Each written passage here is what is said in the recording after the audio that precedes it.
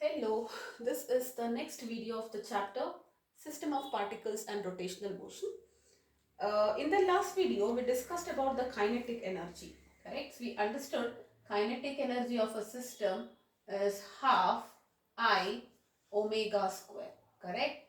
So this I we understood as, what was this I? We spoke that this I is going to be the moment of inertia, which is the summation of mi ri square, correct? We understood it as a mathematical expression, and I told you moment of inertia is like the inertia in the case of rotational motion, or in linear motion we say mass in an inertial motion, because if you write the formula for linear kinetic energy, when in the case of linear motion it is half mv square. Okay, v is omega in rotation, so I is m is I in rotational motion. Okay, now let us understand this a little more detail so that this concept becomes clearer to you. So what is inertia in general? Inertia is the tendency to oppose the new change, right? So this is the in general, forget about moment of inertia.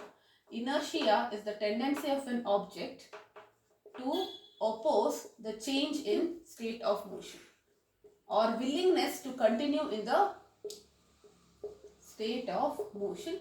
That means if an object is at rest, it prefers to be in rest, okay? And if it is in motion, it prefers in motion. That's the reason we have studied this in Newton's laws. That's the reason what happens, you are going in a car and the brakes are applied. You have a tendency to lean forward when the brakes are applied, right? It's because of inertia. Let us say you have a fan. Okay, so this is my fan. Okay, and these are the blades of the fan. Now the fan, what happens if you turn on immediately? Okay, you turn on the switch of this fan. It also experiences an inertia. It was in a state of rest. It was very happy to be in the state of rest.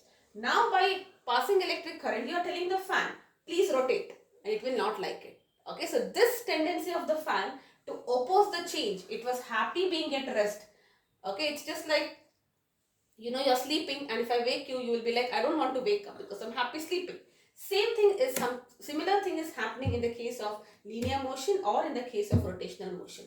And the tendency to oppose the change in the state of motion when it comes to rotational motion is what we call as moment of inertia.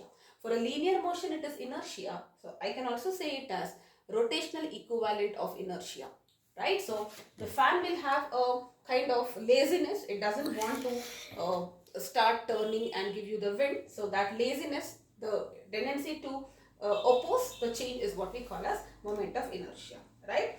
And how do we experience it? We find it a little difficult, correct? Now let me just show you this. This is a ring, right? This is a ring. Now if I want to rotate it, initially there is a kind of little bit of difficulty. Now I can rotate it about different axes. Okay, I'll talk about that. Okay, so this is a ring. I find it a little difficulty initially, right? So yes, that difficultiness measures the extent of moment of inertia, correct? So this is the actual meaning of moment of inertia, alright? But mathematically, if you want to write, we say it is the summation of the product of masses multiplied by its position vector square, the product of the square of the position vectors and the masses summation. That is what we call as moment of inertia, okay? And this depends on so many factors. This is the mathematical meaning. Let us now understand what will be the units. Let us first talk about it. Unit of this mass is measured in kg, right? So this is kg, and distance is measured in meters. So this is meter square. Kg meter square will be the SI unit. You can write the dimensional formula m L power 2, ml power 2. Okay, so this is the dimensional formula. Alright. Now let us understand the factors on which this moment of inertia depends on. Okay, factors on which it depends. Now let us see. Our first factor is axis of rotation. Axis of rotation. I will tell you all this. First I will list everything. Second is the mass. And the third one will be the distribution of the mass. I'll give you beautiful examples and you will never forget this in your life. I can vouch for that. Okay. So let me take this pen. Okay. So I will just write my in the three-dimensional, this is going to be the x-axis, this is going to be the y-axis, and the axis coming towards you will be the z-axis. Okay.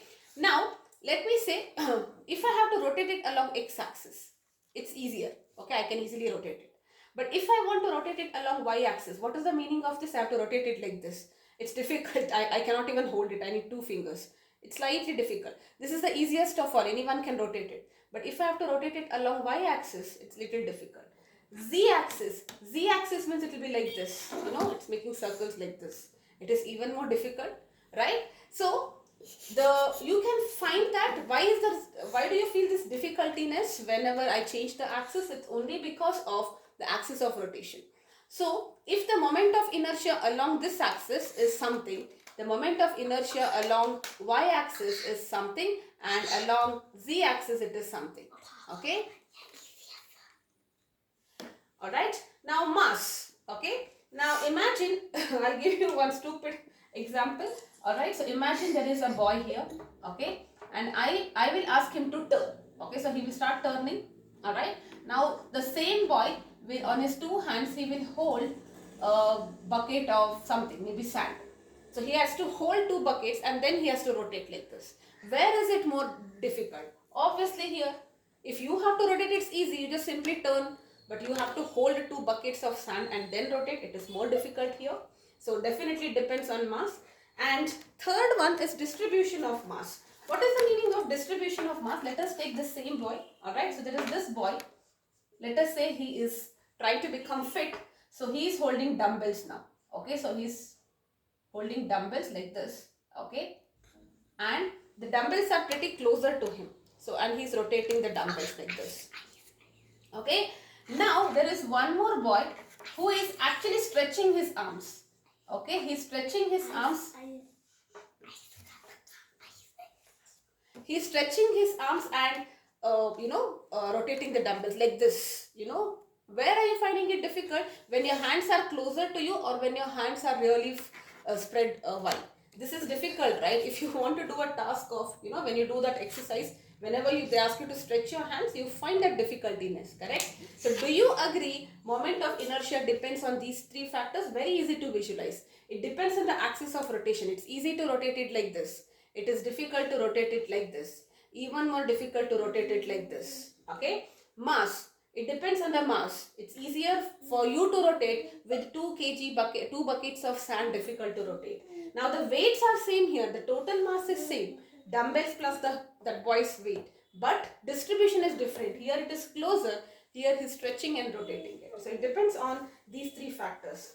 Correct? Now let me just take up a very interesting question. Okay, so it's an egg question. Okay, so you have egg. Okay, you have a raw egg. You know the meaning of raw egg before it is boiled. Okay, and then you boil it, you have boiled egg. Okay, you have raw egg and you have boiled egg. Which of them has a greater moment of inertia? Greater moment of inertia in simple words means where it is more difficult to rotate. Okay, logically you think, if you have ever done this, take a raw egg and try to spin it. Okay, now don't scold me if the egg breaks. And take a boiled egg and spin it. Alright, so the inertia is greater in the case of raw egg. Okay, the reason is because what is raw egg? What it has inside? It is yolk and that egg white. It is in liquid state. When you break open a raw egg, you can see that liquid state. But when you boil it, what state it is? It is in solid state. And when you spin something, there is a force acting on it. It's called as the centrifugal force. Okay, so in the case of raw egg, this is my raw egg, and you are trying to spin it like this. You're trying to spin it. Now what happens? Because of the centrifugal force, all the liquid will be at the periphery. All the liquid, that yolk and egg white, when you are turning, it is just like what happens when you churn the buttermilk. You take that buttermilk to make butter, right? You churn it like this. What happens after some time? You can see butter which is on the top. Why? Because you are applying a force. That rotational force is making all the butter, which is lighter in density, to come and settle on the top. The same thing is happening here. There is liquid, or consider a washing machine for that matter. It has holes in the walls, right? How are the clothes getting dried? Okay, if you have ever observed a washing machine, there are holes in the walls, right? So when it is in spin mode, what is spin mode? It is rotating really fast. So that water is coming to the sides. The water is pushed away into the sides, right? So all the liquid is here. And you can imagine this. Initially the liquid was at the center. Now the liquid has gone out. It is more difficult because that, you have to stretch your arms and do exercise. It's difficult. Correct? That means it has got greater moment of inertia. Very, very interesting question. Okay. So I hope this is clear. Moment of inertia is the tendency to oppose the change in the state of motion. It depends on the axis of rotation, mass and distribution of mass. Let us go forward to calculate the formula for moment of inertia. Mathematically what it is. We have discussed the units, we have discussed the factors and everything. Let us mathematically understand this. And then I'll give you a big list of things, and that's all you need to remember. Okay. So mathematically, if I talk about a system, let me say this is a system which has got different masses and it has got different PV vectors. Okay, R1, R2 and so on. Okay, so what will be the moment of inertia? We already know that. It is M1 R1 square plus M2 R2 square plus M3 R3 square and so on. So how can I write this? I can write it as sigma I is equal to 1 to n mi ri square. This is the moment of inertia. Alright. Now for continuous bodies, we will also do continuous bodies. For what is the meaning of continuous body? Like this pen or this blackboard. I cannot differentiate particles here, right? So what you have to do, you just have to do integral di, that's all. So this is a continuous body made up of infinite masses. Okay, if I ask you how many particles are there in this pen, you will say infinite. I cannot see those particles, they are very, very small, right? Infinity, infinite particles. And the moment of inertia of each particle is I1, I2, I3. So you will integrate it. So it is integral di. And what is di? I is mi square. So you will write it as dmr square. Correct? So you will just do this integration. That's all. Alright, so remember for continuous body you will do integration. Now we will write the we will take up a question and then maybe I'll give you the list of all the important formulae which you need to remember in the case of moment of inertia. Alright, so you had two important theorems which is deleted for you. So only maybe questions based on individual system of masses might be asking you. Okay. Alright, moving forward, let's do a quick question to feel this moment of inertia. Alright, you have 3-point masses of 4 kg, 3 kg and 2 kg, 3-point masses. They are at A, B and C of a triangle. Okay, they are at point A, B and C of a triangle. Alright, AB is given to you. AB is 0.4 meters. BC is 0.3 meters and AC is 0.5 meters. I don't know what kind it is and it looks like a right angle, but we are not worried about it. Okay. Now, MI of a system, you have to find the moment of inertia of this system. Okay. About an axis through AB and in the plane of triangle. Whenever they ask you moment of inertia, they have to tell you about which axis, because moment of inertia depends on the axis, right? So I can see that this is a right angle triangle. AC is the hypotenuse, so it is right angled at B, right? So this is right angled at B. So this is A, B and C. AC is given as 0.5 meters, AB is 0.4 meters and BC is 0.3 meters. Alright. Okay. Now let us go. Which is the axis you are choosing? Now let us say this triangle is in this plane of the blackboard. Alright. So what are they saying? An axis which is through B, AB. That means this should be the axis, right? It is literally this axis. Okay, so it is literally this axis. That means you are rotating it like this. Okay, so it is this axis. Let us find the moment of inertia. What is moment of inertia? There are 3 particles. So M1 R1 square plus M2 R2 square plus M3 R3 square. Right? So first mass. Okay, I did not place the masses. A is 0.4 kg. Sorry, 4 kg. This is 4 kg. At B it is 3 kg. And at C it is 2 kg. Alright. Now 4. What is the distance from the axis? It is on the axis. Both 4 and 3 are on the axis. So the distance will be 0 there. Correct? 3 into 0 square. And M3 is 2. What is the distance? 0.3. So this is 0.3 square. Okay. So you will get this as 0.18 kg meter square. This is the moment of inertia. Suppose they had asked you, I will add one more question just to understand the difference, or just to make you clear. If they ask you to find the moment of inertia about some other axis, let us say also find the moment of inertia about an axis through a perpendicular to the plane. So this is in the plane, this is perpendicular to the plane. Perpendicular to the plane means through A means it is like this. Do you see, this is the axis? In the previous question, in the plane, this was the axis. So you are rotating it like this. Okay, now it is like this. So how will you rotate it? This way you will be rotating it.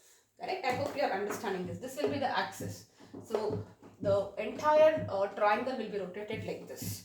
And naturally, where should it be more? Logically think this should be more difficult. But anyways, let's write this. The formula wise it's fine. So it is 4. First is 4. For 4 it is 0 because this is the axis, right? This is passing through A. So it is 0 square plus 3. What is the distance between the axis and this? This is 0.4 square. Right? And 2 into, what is the distance here? 0.5. So it is 0.5 square. Okay, and this comes out to be 0.98 kg meter square.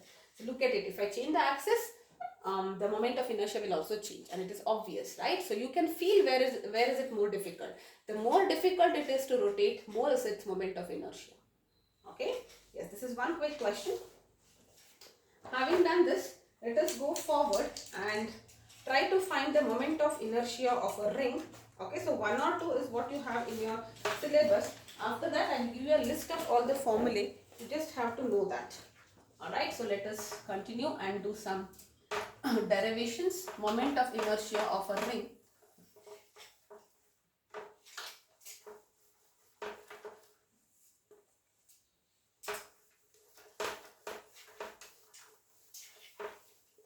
Okay, so you have to find the moment of inertia of a ring.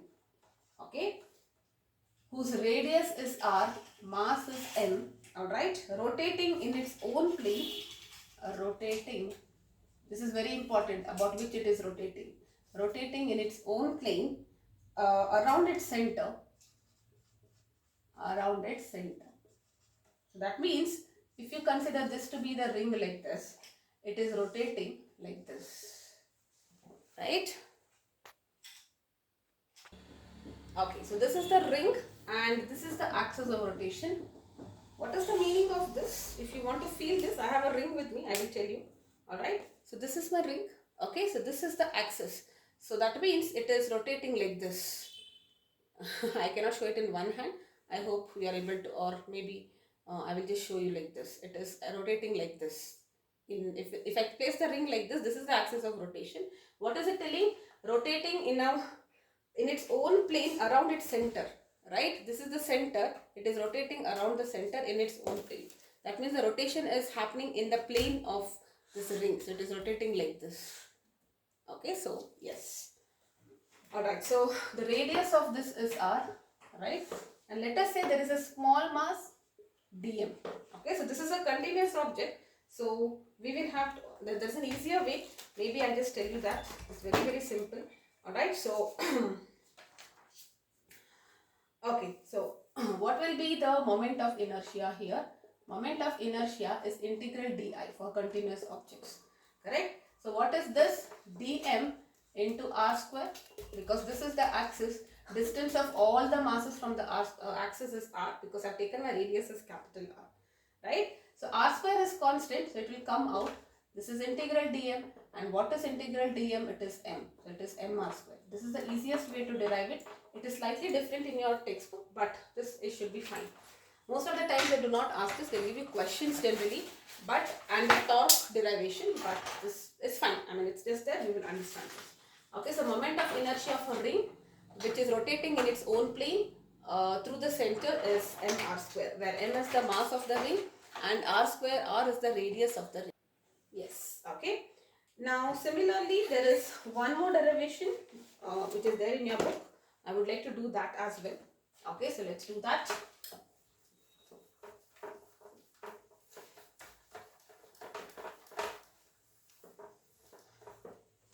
Alright, so moment of inertia of a pair of point masses.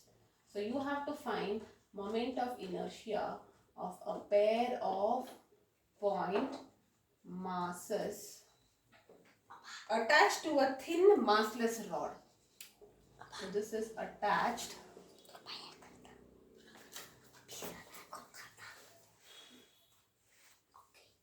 okay. Yes, moment of inertia of a pair of point masses which is attached to a thin massless rod, okay, rotating about an axis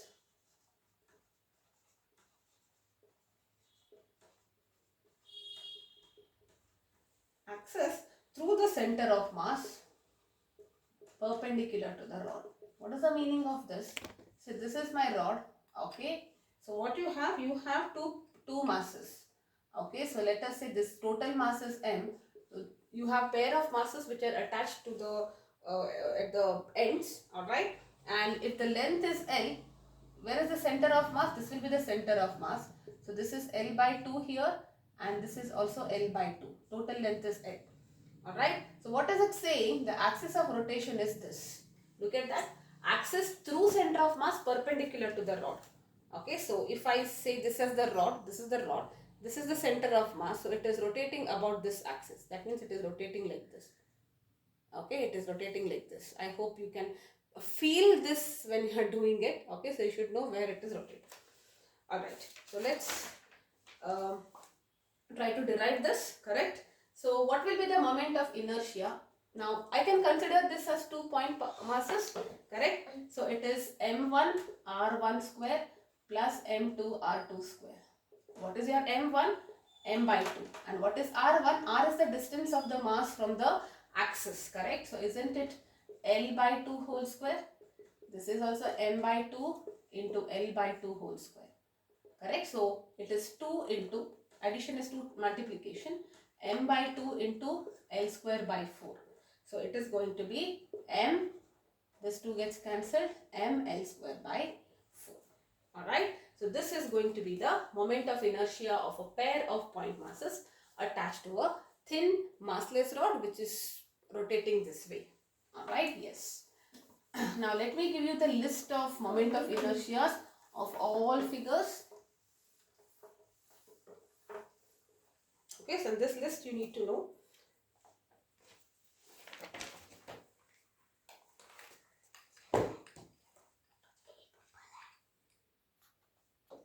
Yes, so let me give you the complete list now, alright. So this is your body and this will be your axis of rotation. Okay, this is your figure and here you have moment of inertia. Alright, yes. So the body is a thin ring, okay, and it is circular, radius is r. So ring is, where is the ring? Yes, here. Okay, so this one. Yes, so this one. So if the axis is perpendicular to the plane at the center, so this is the axis, it is rotating like this. Okay, perpendicular to the plane at the center, this one. Okay, so if it is rotating like this, axis is perpendicular to the plane and axis is passing through the center. So figure wise, this is how it is. This is the axis of rotation. Alright, so what will be its moment of inertia? We just now derived it, mr square. Okay, now for the same ring, what if you rotate it about its diameter? The axis is changed. So that means this is the diameter. So you are rotating like this. Okay, this is the diameter. So you are going to rotate it along the diameter. It is like this kind of rotation. Okay, so this will be mr square by 2. This is easier. This is easier to rotate. It is half of it. Okay, and now it is not a ring, it is a circular disc. What is the difference between disc and a ring? Disc is something which is solid, it is not hollow. Okay, imagine your chapati. Chapati is like a disc. It is filled, right? It is solid. Okay, so this is your circular disc. Okay, the axis of rotation is perpendicular to the plane at the center.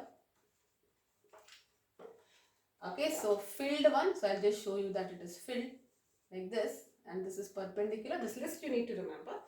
It is mr square by 2. See, it's easier if you see for the same axis, if it was thin, it is mr square. Now the moment of inertia is becoming half, which means it is easier to rotate if it is filled with masses. Correct? Yes. Alright. And then circular disc again, which is solid, which is rotated about its diameter. I showed you what is the meaning of rotating about diameter. It is like this. Okay, it is rotating like this. This is the diameter, so it is rotating like this. Okay, so this is mr square by 4. This is half of this is half of this. Okay, thin rod, okay, whose thin rod whose length is L and the axis is perpendicular to the rod at its midpoint. Okay, so axis is perpendicular to the rod means this is the axis, correct? So it is rotating like this. It is rotating like this, parallel to the ground like this. Okay, so this will be, so if I can just show you this with the help of a diagram, this is the rod, this is the axis of rotation. Okay, so it will be m L square by 12. You can get direct questions if you remember all this formulae. Alright, next you have hollow sphere. Hollow sphere is like your, I don't know what I can say, a coconut, something. Imagine a lemon wherein you are removing the content. Okay, so imagine a lemon wherein it is empty inside. Okay, so in that case, that is what we call as a hollow sphere. And for a sphere, it doesn't matter axis, right? It is symmetrical. But if it is diameter like this, if you rotate, you are just turning the ball like this. Correct? So it is 2 by 3 mr square. Okay, that is the moment of inertia. For a solid sphere whose axis is diameter, it is filled sphere. Maybe you can visualize your lemon or musambi or whatever. It will be 2 by 5 mr square. It is lesser, right? And next, hollow cylinder.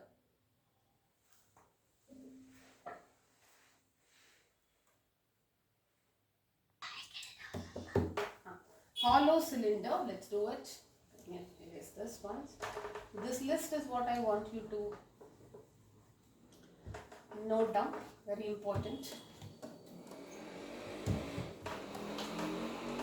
Okay, so hollow cylinder, generally they ask you cylinder based questions. Alright, hollow cylinder, empty glass maybe. Okay, the rotation is axis of the cylinder. Okay, so it is like this. Now remember, it is same as hollow ring, which is mr square. There is something called a stretching property, but I don't want you to remember all that right now. Just remember this. Okay, and this is like same as for the ring by stretching property. Okay, hollow ring, remember first thing that we did mr square. And if it is a solid cylinder, okay, remember it is same as for a disc. Okay, so this is axis, so you have a solid cylinder like this. Okay, like this, right? So it is mr square by 2 here. Okay, so this is all you need to remember. This list is what you should be knowing. Alright, so that's about this list. I think we have to do one topic in moment of inertia, and that's going to be the radius of gyration. Actually, this doesn't make any sense because parallel axis, perpendicular axis theorems have been deleted. Alright, so yes, let's do radius of gyration. What's the meaning of this? Alright, so radius of gyration, only this definition they can ask you, nothing more. Okay, this is denoted as K, capital K. Radius of gyration. Now let us say there is a body like this and this is the axis of rotation. Alright, so I'll write the definition. Radius of gyration is the radial distance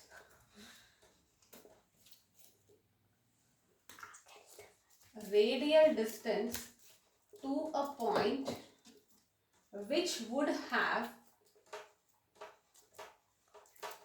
it's a little confusing when I write it, but when I explain it, it will be super easy. Okay, so radial distance to a point which would have the moment of inertia same as a body's actual distribution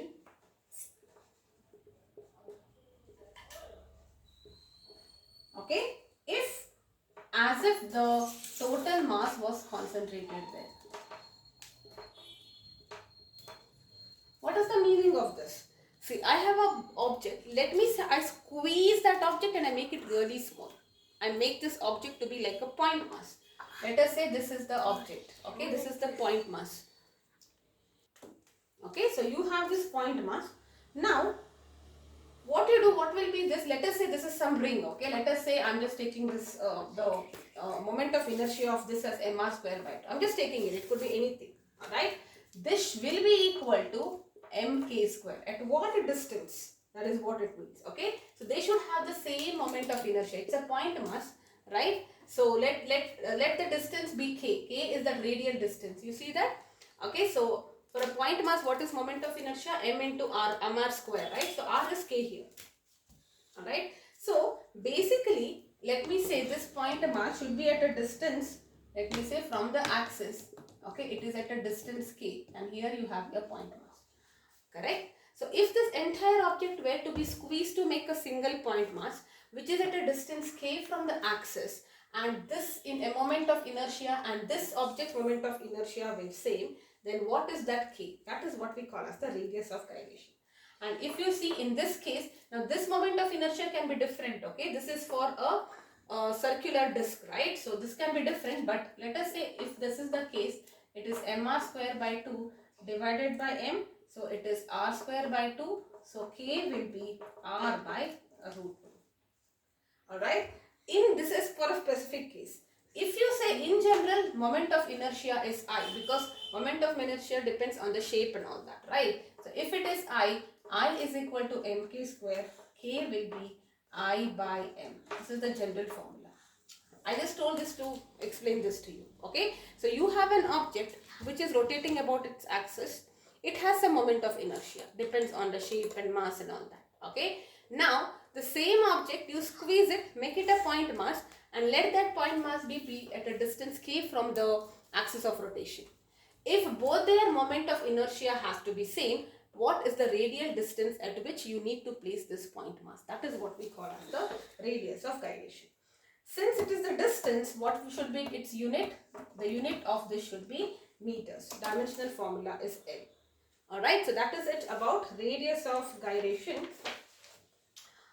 Okay, so we do not have theorem of parallel and perpendicular axis. Now we have to do kinematics of rotational motion about a fixed axis.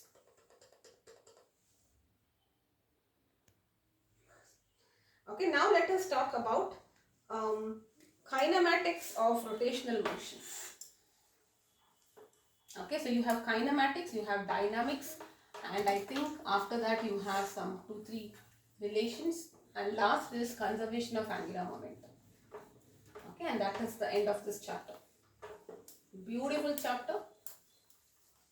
Okay, so yes, kinematics of rotational motion. What is the meaning of kinematics?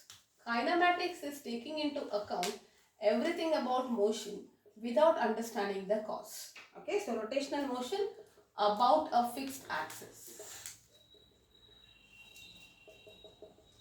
Okay, so this is it. Let us now understand the meaning of this. So you can use the same kinematic equation. What will be the 3 kinematic equation for the motion? V is equal to u plus at, s is equal to ut plus half at square, and v square minus u square is 2as. So what will it be in rotational motion? What is v? V is omega. Okay, u is omega naught. Let us say omega naught is the initial velocity. Acceleration is angular acceleration, only time is time, that's all. Right.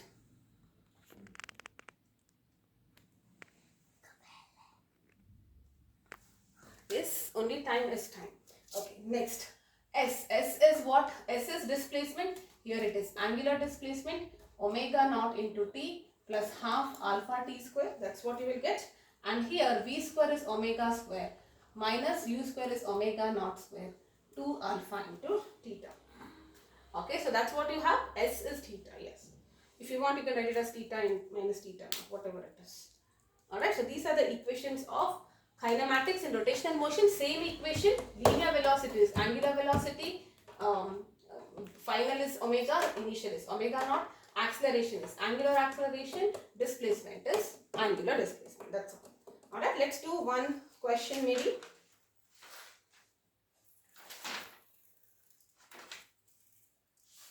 Alright, so I'll take up one question maybe on this, and then we have to talk about dynamics, and last is about conservation.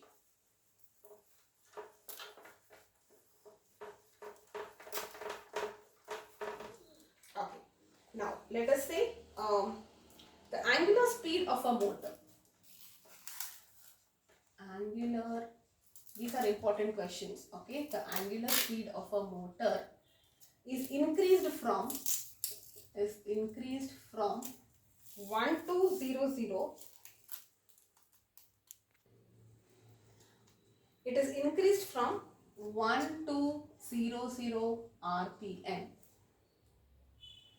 to 3120 RPM in 16 seconds. Okay, initially it was rotating. RPM is revolutions per minute. Okay, in 1 minute, how many times it is rotating?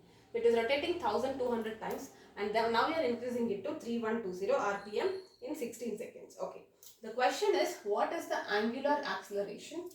Assuming it to be uniform, how many revolutions? Okay, how many revolutions the engine makes? Okay, during this time, during 16 seconds, that's what it means. Revolution is distance, it moves forward also, right? So let us understand, first of all, what is, if something is given in RPM, it is rotations per minute, that will be the frequency, not angular frequency. Please remember that angular frequency unit is radians per second, right? So this is my initial is 1200 rotations per minute. Convert it into seconds, so you will divide by 60, so you will be getting it as 20 revolutions per second. This is initial. So final will be 3120 RPM. So it is 3120 by 60. Convert it into seconds. 3120 by 60. Okay, so that is going to be 52 RPS. Okay, I just converted it into seconds. Now let us find the angular frequency, right? So what is omega? Omega is 2 pi f. So that is 2 pi into 52. So let me just write it as 52 into 4 is 104 pi radians per second, and omega naught is 2 pi f naught, that is 2 pi into 20, which will be 40 pi radians per second. Alright, so now angular acceleration. What is angular acceleration? This is velocity, right? Angular velocity. Final minus initial divided by time. Final is 140 minus 40 pi divided by 16. Okay, so you just substitute this. You can take pi common. So 3.14 into 104 minus 40 by 16. Calculate this and simplify and then multiply, or you can keep it in pi also, that's fine. So you'll be getting 4 pi radian per second square. Okay, so that is your angular acceleration. Okay, first part is done. How many revolution it makes? So let us find the angular displacement first, then it will be easier. I'll tell you why. Okay, so displacement S is equal to ut plus half a is alpha t square, right? So omega naught is 40 pi. Okay, omega naught into t, right? So 40 pi is omega naught into 16 plus half into 4 pi into 16 square. Okay, so if you just substitute this, you can keep it in pi. Okay, don't substitute, at the end it becomes easier. This is displacement, so it will be in radians. And what is the number of revolutions? Number of revolutions, okay, is equal to this displacement by radius. or in that for one revolution, right? What it means is, see, this is for one revolution it is 2 pi radians. If I know that there is 152 radians, what is the number of revolutions? So it is like this: one revolution is 2 pi radiations. 1152 radiations is how many? 2 pi, 4 pi, 6 pi, 8 pi, like that it is this. Correct? So it will be 1152 pi divided by 2 pi. That's the reason I told you do not substitute it here. So you will get it as 756. That means how many times it is revolving? 576 times in 16 seconds. Alright, yes. So this is one question on kinematics.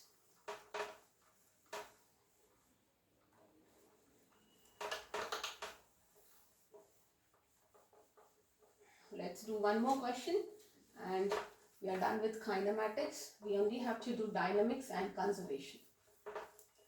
Okay, so maybe I will just take one more question and end this video, and the last video will be about dynamics and conservation of angular momentum. Okay, yes. Let's take one more question. Okay. Okay, so again, angular speed of an object is increasing from 5 radians per second to 15 radians per second. It is not f, this is omega. Okay, you have to find its angular acceleration. It is very similar to last question, but the second part, if its moment of inertia is 5 kg meter square, you have to find the torque on it. Okay, so first of all, angular acceleration I think is same, omega minus omega naught by t. Alright, so I missed this time taken is 5 seconds here. Okay, so you don't have to do directly, it is given 15 minus 5 by 5. Okay, so this is 2 radians per second square. Okay, so that's what I get, alpha. Now you need to find it torque. Okay, moment of inertia is given. So what is torque? A torque is like force, right? So I told you this. We haven't derived this yet. I should have taken this maybe after this derivation. But torque is I into alpha. See, remember, if you are getting confused, what is torque? Torque is force. And what is force? Mass into acceleration. In rotation, this is torque. Mass is moment of inertia. Acceleration is angular acceleration. This will be deriving it. Okay, so for now, force is mass into acceleration. Force in rotation is torque. Mass is moment of inertia. A is alpha. Alright, so this is given to you. This is 5. 5 into 2, which will be 10. Torque is Newton meters. That's all. Okay, so all are easy questions. 2 marker, 3 marker questions. Do not make mistakes in this. Alright, so I'll end this video here. We have to do kinematics is done. What is kinematics? You are understanding everything about motion without understanding about force and all of that. Okay, only the process you understand without knowing the cause. Okay, now dynamics means you're taking cause into consideration, which talks about force, work, power and all of that, which we will talk. Alright, so same, if you remember, for linear it's the same thing. Alright, so which you will understand, it's very very easy. And the last part here will be about conservation of angular momentum. Alright, so I'll end the session here. One last video is pending. We will do that and then I will start with solids. Yes, bye bye for now.